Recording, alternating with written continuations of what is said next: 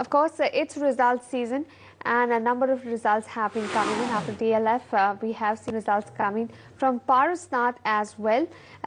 We have with us Mr. Pradeep Jain, Chairman of Parsvnath Developers, joining us to talk to us about their results. Net profits were down about 19%, and top line growth coming in just at about 15% or so. This is for the second quarter. Their other income has been hit quite a bit. It's down nearly 90%, and the expenses are up about 50%. Thank you so much for joining us, Mr. Jain. Let me start the first question. Can you throw some light on the performance this quarter on a Y basis, the quarter compared to a year ago? At least the bottom line degrowth is quite significant. See, the quarter fairly very good as compared to year-on-year basis. This quarter as compared to the year ago on a consolidated basis, our top line about 197 crore as against 173 crore, and EBITDA 105 crore as against 79 crore, and PBT 85 crore as against 55 crore.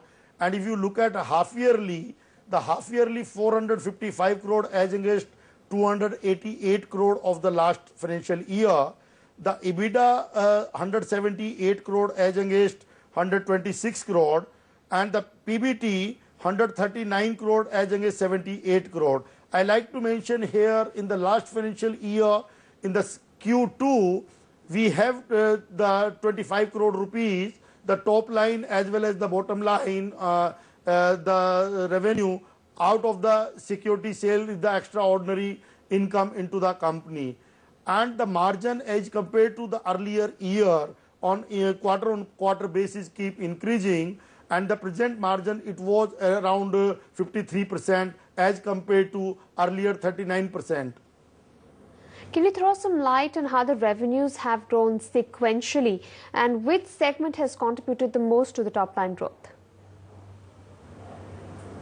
See, the major revenue contributed by the housing sector, particularly out of our civil lines project and the other housing project into the NCR or the other cities, and the contracting business contribute around 30 crore into this quarter. You see segmental revenues changing in the quarters ahead, or is it likely to remain the same? See, look, going forward and presently we are focusing towards our ongoing project. 80 million square feet area on a fast track on completion, and month-on-month basis we are completing the large area of complete. In this quarter alone we complete around 1.3 million square feet, and going forward also what we expect, our top line and the bottom line keep growing, and the margin also keep growing. Right, Mr. Jain, can you throw more light on the land deal you bagged just yesterday? This is in the capital. Reportedly, the amount spent was 1,651 rupees. Can you tell us when will development happen? What kind of development you're planning on this parcel of land? See, this is the land of 38 acre, just 4.5 kilometers from Connaught Place towards west of Delhi before Karol Bagh.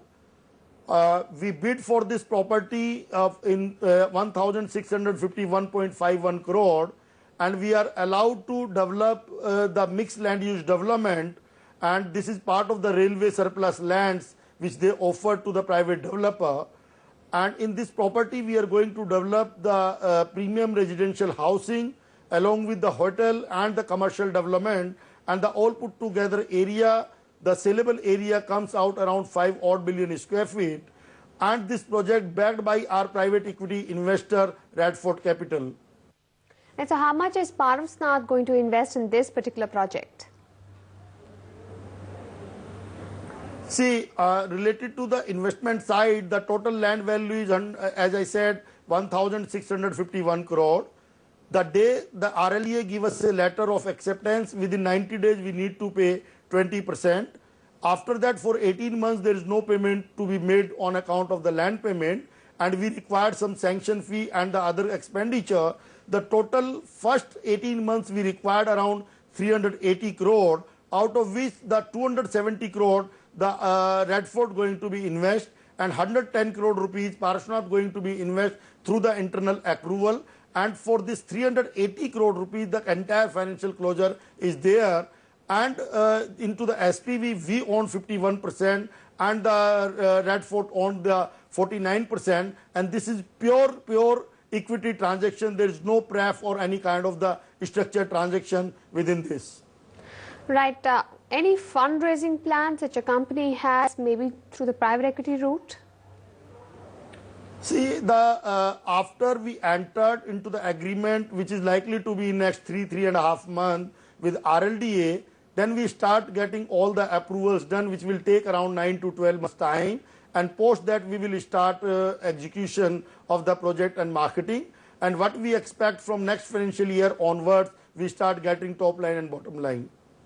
Finally, sir, what's your view on the real estate market, especially in NCR? Because a lot of reports say that despite the entire festive environment, sales not really picking up. See, the fundraising on a company level, we already raised the QIP. On a private equity level, this is an ongoing process. As earlier we raised in 4 projects from the private equity investors, and this is the 5th investment from the private equity investor from Red Fort side. And going forward, we are focusing on project basis, and wherever we feel the strength and the private equity investor feel the strength, definitely we will tie it up with him.